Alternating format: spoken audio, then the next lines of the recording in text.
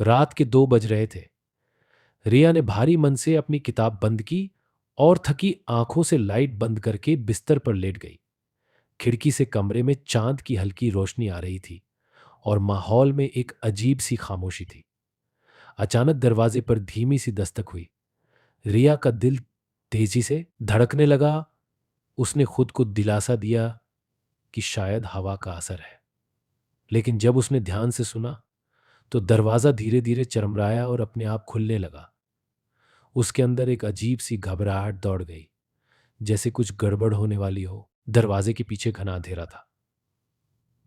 ठंडी हवा का झोंका महसूस होने पर कमरे में सिहरन दौड़ गई। उसकी नजर बगल में रखी अलमारी पर गई, जहां से एक डरावनी परछाई निकलती हुई दिखाई दी। रिया की आंखों में डर साफ दिखाई दे रहा था। परछाई धीरे धीरे उसकी तरफ बढ़ रही थी और उसके हर कदम के साथ रिया का दिल धड़कना बंद होता दिख रहा था। उसकी आंखें चौड़ी हो गईं, सांसें तेज हो गईं। लेकिन जब उसने चीखने की कोशिश की तो उसकी आवाज गले में फंस गई। हाया उसके बिस्तर के पास रुकी और रिया के चेहरे के पास झुक गई।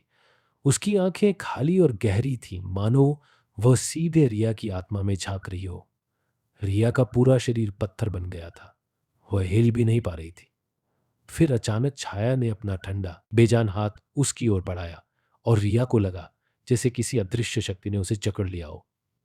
उसकी सांसें रुक गई थीं और वो घबराहट में जोर से चिल्लाई।